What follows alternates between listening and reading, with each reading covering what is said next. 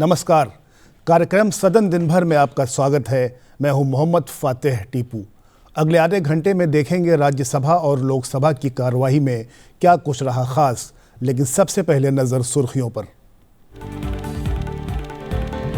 सबका बीमा सबकी रक्षा, बीमा विधि संशोधन विधेयक 2025 लोकसभा से पारित। वित्त मंत्री निर्मला सीतारमण ने कहा, ज्यादा से ज्यादा लोगों तक बीमा पहुंच होगी सुनिश्चित। अप्रचलित और पुराने कानूनों को निरस्त करने वाले विधेयक को भी सदन की मंजूरी। विकसित भारत रोजगार और आजीविका के लिए गारंटी मिशन ग्रामीण विधेयक 2025 लोकसभा में पेश। मनरेगा के स्थान पर लाए गए बिल का विपक्ष ने किया विरोध। ग्रामीण विकास मंत्री शिवराज सिंह चौहान ने कहा, हमारे दिलों में बसते हैं महात्मा गांधी। चुनाव सुधारों पर राज्यसभा में चर्चा संपन्न। नेता सदन जेपी नड्डा ने कहा, विपक्ष निर्वाचन आयोग एसआईआर और ईवीएम पर देश को कर रहा है गुमराह।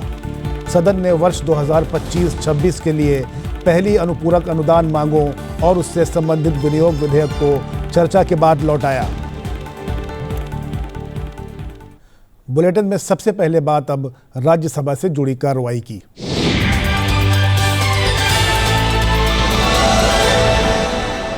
राज्यसभा में विजय दिवस की 54वीं वर्षगांठ पर भारतीय सशस्त्र बलों के शौर्य और वीरता की सराहना की गई।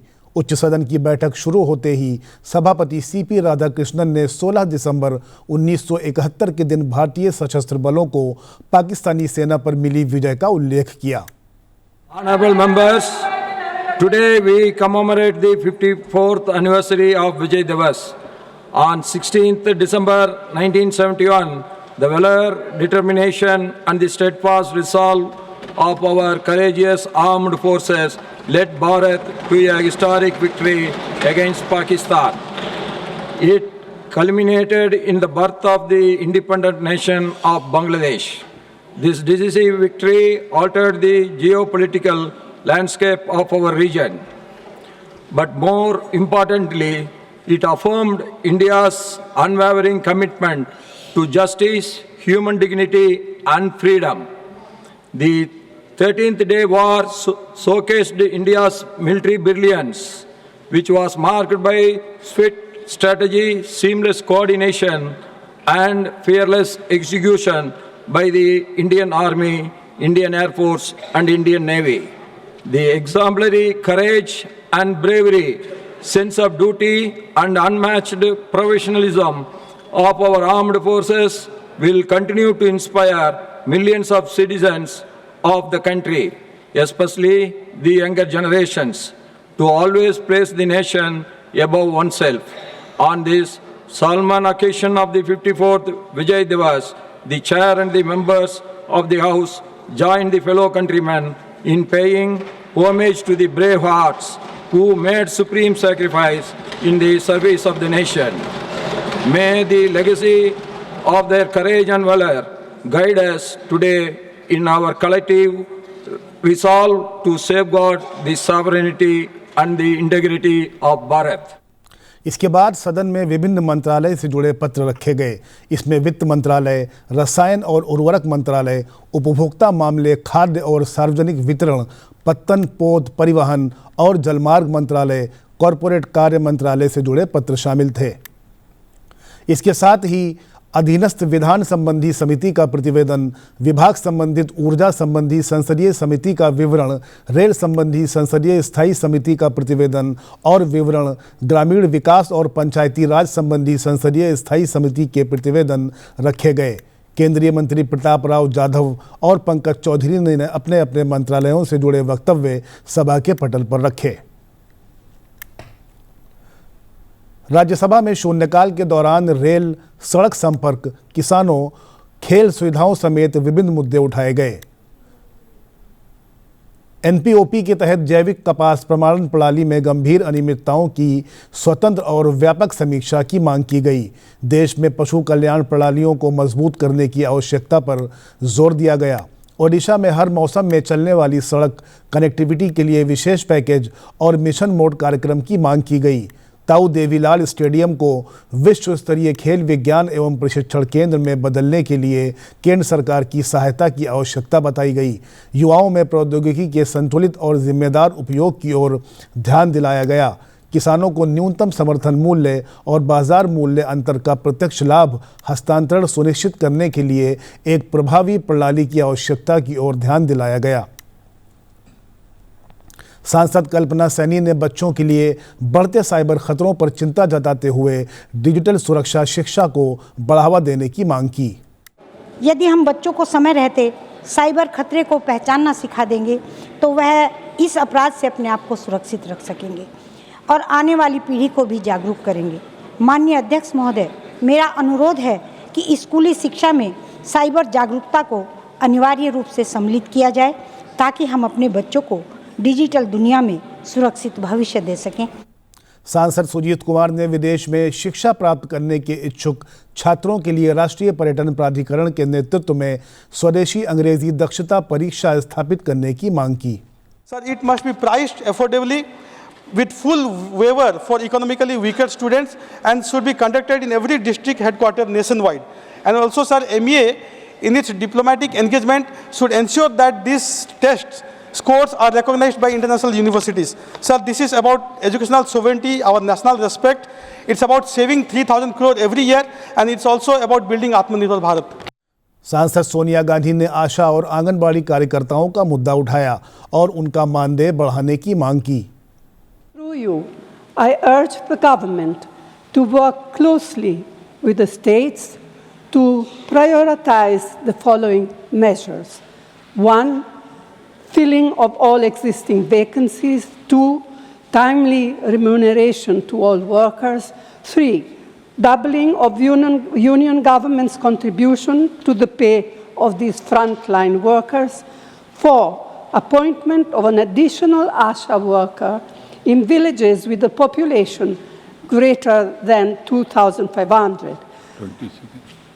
5th, doubling of the number of Anganwadi workers to enable early childhood education in addition to existing nutrition and health initiatives.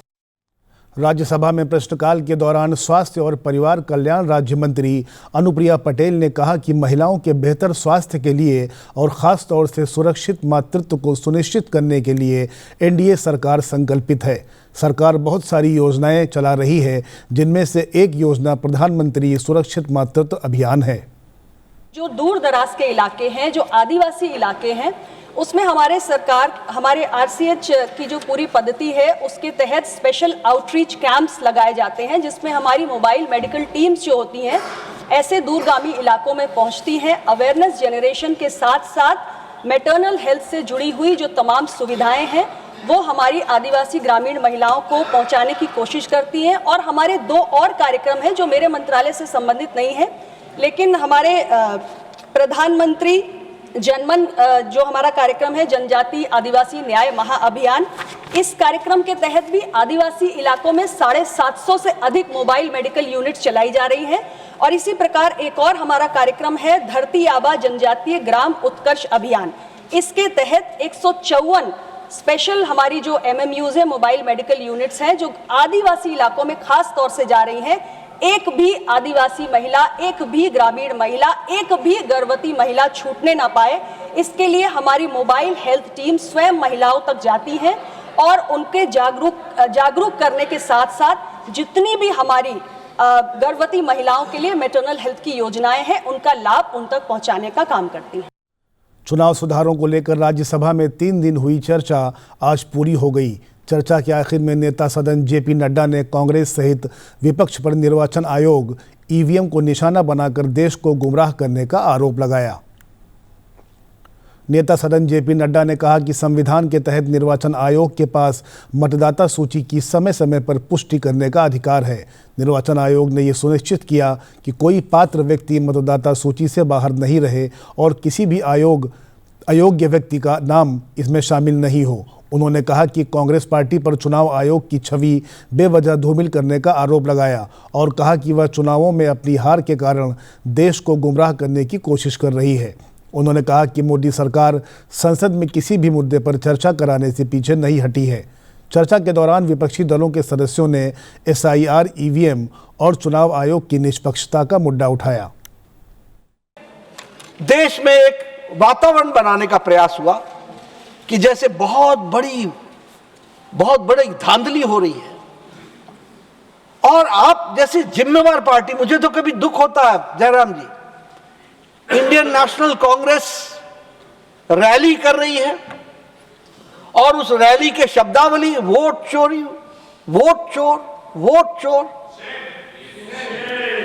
कि इलेक्शन कमीशन की फॉर्मेशन आर्टिकल 324 के तहत हुई और यह संवैधानिक संस्था, इसको इलेक्शन के लिए पावर दिया गया कि यह इलेक्टोरल प्रोसेस को पूरा करे, वोटर का डेफिनेशन तय करे और वोटर लिस्ट को प्रिपेयर करे और समय समय पर वोटर लिस्ट को दुरुस्त करे। यह इलेक्शन कमीशन को पावर दिया गया है।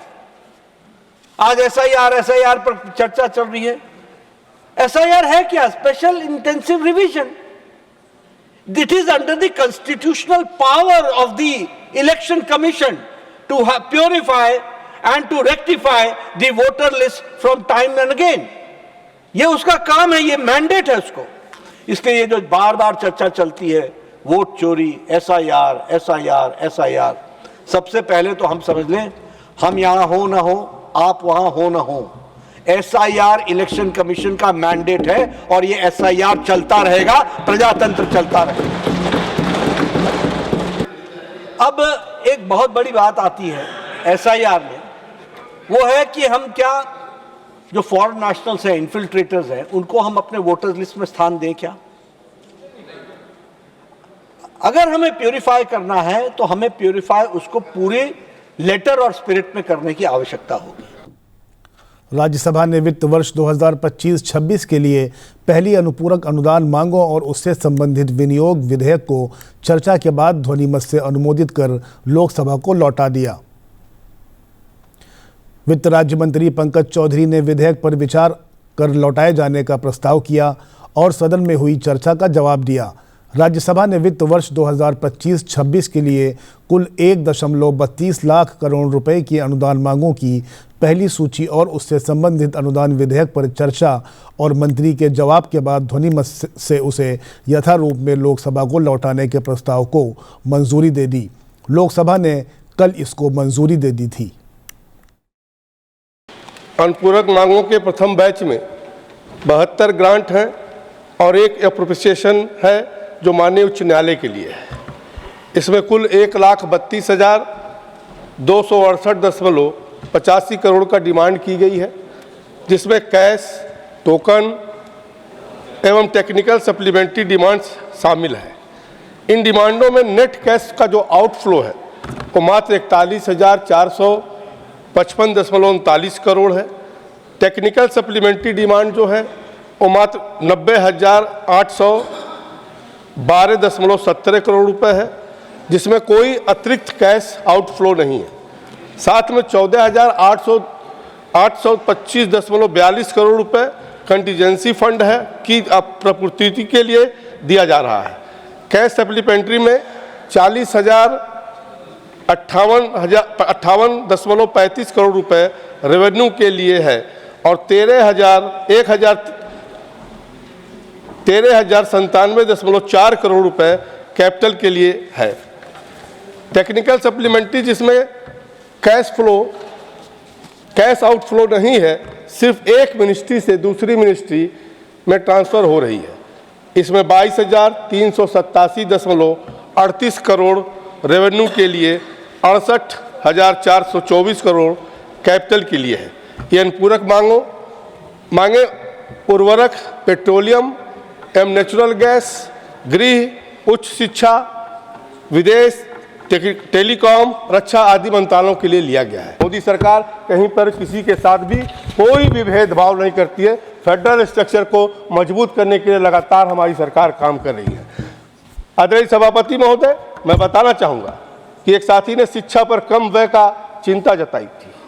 इसके नतीजे खुद उनके सामने हैं।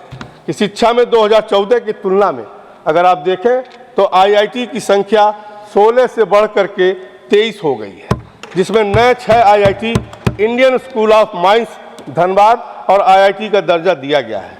वहीं पे आईएमएम से बढ़कर 13 से बढ़कर 21 हो गए हैं और 7 आईआईएमएस नीति मुंबई को आईएम में बदला गया है और एनआईटीज की संख्या जहां 30 से बढ़ करके 31 हुई है। एनआईटी आंध्र प्रदेश की स्थापना जिसमें 2015 में हुई है।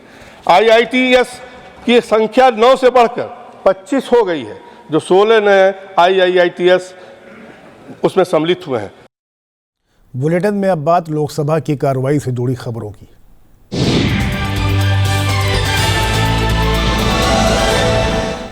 लोकसभा ने पुराने कानूनों को समाप्त करने वाले निरसन और संशोधन विधेयक 2025 को पारित कर दिया है।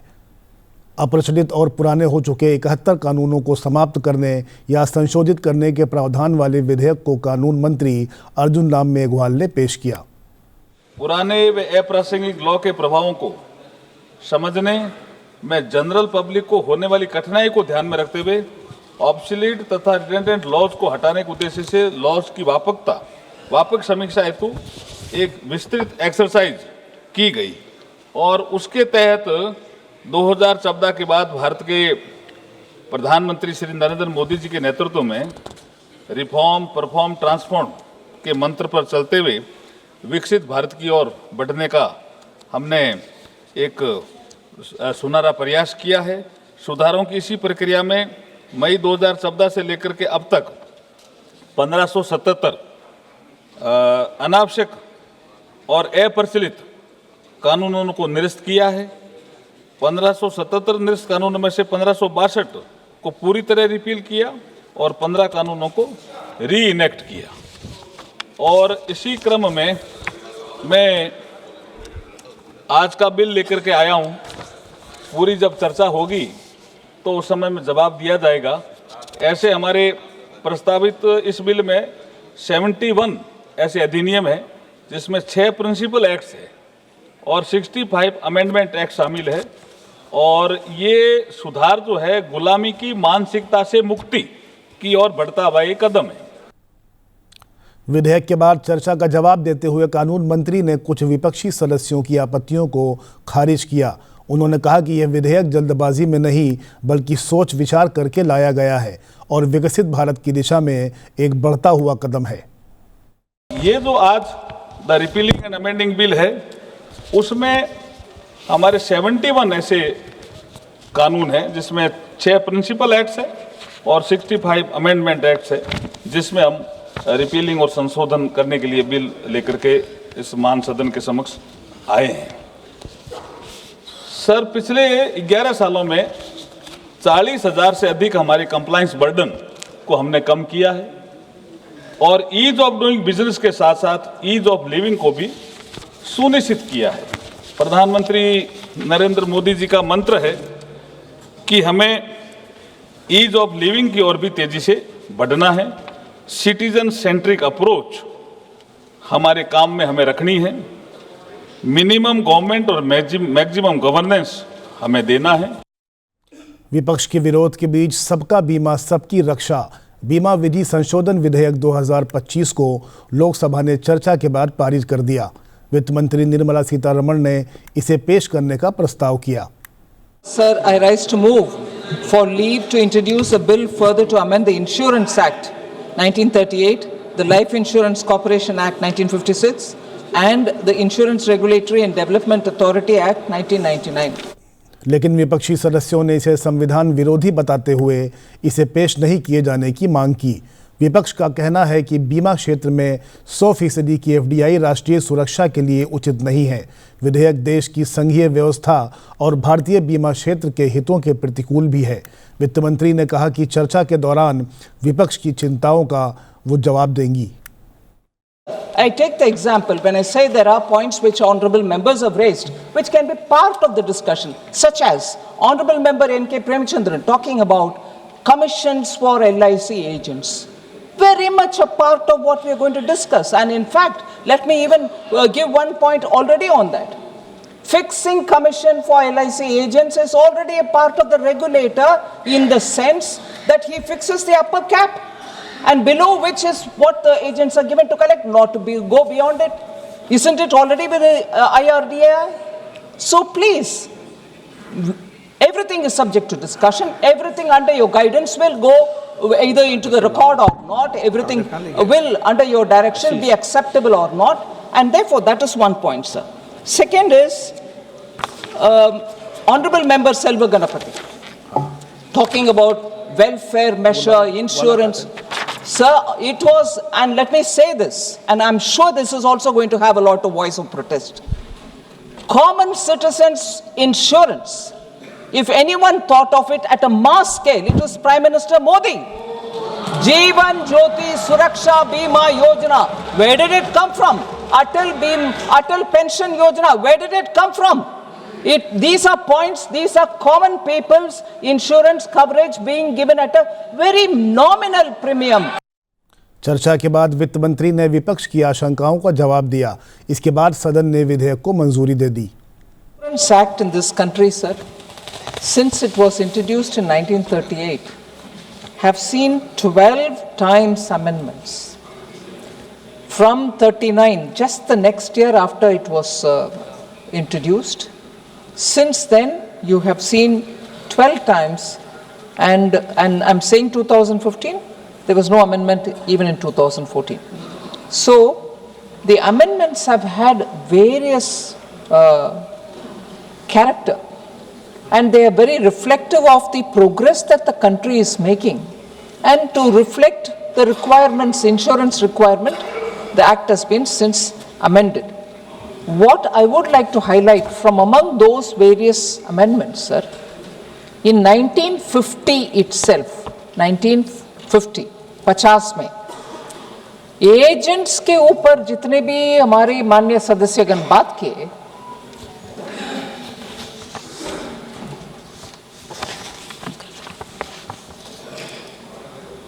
the first ever change in agents commission was made even in 1950.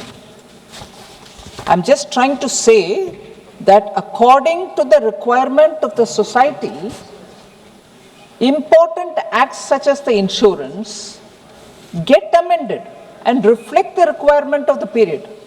What was the 1950 amendment, sir? I'm purposely highlighting. So what if it happened in 50, that many number of years ago? But I'm saying every government has to respond. In 1950, it will be surprising for us to know agents' commission were reduced. हमें लगता है कि हर बार वो इधर मोदी जी का government आ गए हैं, जैसे आप बहुत सारे लोग विदाउट इंफॉर्मेशन बोल देते हैं कि बड़े कॉरपोरेशंस के लिए 50 में एजेंट्स का कमीशन करने वाले मोदी जी की सरकार नहीं जी। समय के अनुसार कुछ अमेंडमेंट्स होते आते हैं। विपक्ष के विरोध और नारेबाजी के बीच विकसित भारत रोजगार और आजीविका के लिए गारंटी मिशन ग्रामीण विधेयक 2025 लोकसभा में पेश कर दिया गया। ग्रामीण विकास मंत्री शिवराज सिंह चौहान ने बिल पेश करने का प्रस्ताव किया। मैं प्रस्ताव करता हूं कि मुझे विकसित भारत गारंटी फॉर रोजगार एंड आजीविका मिशन ग्रामीण VB जी राम जी विकसित भारत जी राम जी बिल 2025 को सभा में पूरा स्थापित करने की अनुमति दी जाए। जी राम जी। विपक्षी सदस्यों ने महात्मा गांधी राष्ट्रीय ग्रामीण रोजगार अधिनियम यानी मनरेगा के स्थान पर इस विधेयक को लाए जाने का विरोध किया। विपक्ष का आरोप है कि सरकार अधिनियम के नाम से महात्मा गांधी का नाम हटाना चाहती है, इसलिए ये विधेयक लाया जा रहा है। उनका कहना था कि मनरेगा में गरीब ग्रामीणों को रोजगार मिल रहा है, सरकार उसके नियम बदलकर उन्हें इससे वंचित कर रही है। उन्होंने ये भी कहा कि विधेयक को वापस लिया जाए या फिर संसदीय समिति के पास भेजा जाए। विपक्ष के आरोपों को खारिज करते हुए ग्रामीण विकास मंत्री शिवराज सिंह चौहान ने कहा कि महात्मा गांधी हमारे दिलों में बसते हैं। उन्होंने बताया कि हम इस विधेयक में 125 दिन के रोजगार की गारंटी दे रहे हैं। ये कोई गारंटी नहीं है, बल्कि 1.51 लाख करोड़ रुपए से अधिक की राशि का प्रावधान किया गया है। इस विधेयक से गांवों का संपूर्ण विकास होगा। सदन ने विपक्षी दलों के भारी विरोध के बीच इस विधेयक को पेश कर दिया। महात्मा गांधी हमारे दिलों में बसते हैं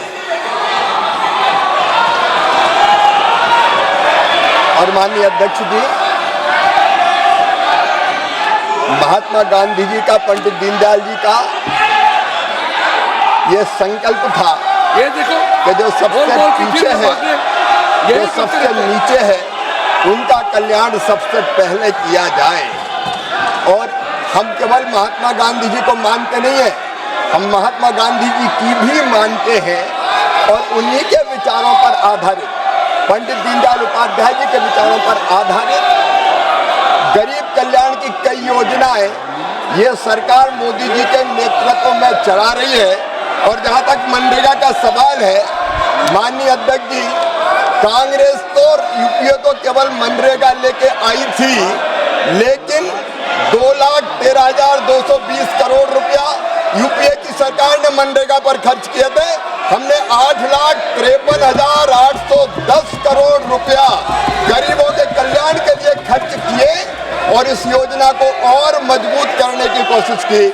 और आज भी माननीय अध्यक्ष महोदय, तकलीफ क्या है? 100 दिन की गारंटी के बजाय हम 125 दिन की गारंटी दे रहे हैं। 125 दिन की गारंटी देने का काम कर रहे हैं और केवल ये गारंटी कोरी नहीं है माननीय अध्यक्ष महोदय, उसके लिए 1,51,282 करोड़ से ज्यादा रुपए की राशि का प्रावधान किया गया है। माननीय अध्यक्ष महोदय, इसके पहले कई रोजगार की योजना आई। एक योजना का नाम था जवाहर रोजगार योजना, बाद में कांग्रेस ने जवाहर रोजगार योजना का नाम बदल दिया। तो क्या पंडित जवाहरलाल नेहरू जी का अपमान हो गया? माननीय अध्यक्ष महोदय, हमारा संकल्प है गरीब का कल्याण और इसमें उसी संकल्प को पूरा करने का हमने प्रयत्न किया है। न केवल गरीब का कल्याण बल्कि उसके साथ गांव का संपूर्ण विकास, जो महात्मा गांधी कहते थे, एक स्वयंपूर्ण गांव, एक स्वावलंबी गांव, एक विकसित गांव का निर्माण, इसका प्रावधान इसमें किया गया है। ये पूरा बिल महात्मा गांधी जी की भावनाओं के अनुरूप है, राम राज की स्थापना के लिए है। फिलहाल इस पेशकश में इतना ही। आप देखते रहिए संसद टीवी। नमस्कार।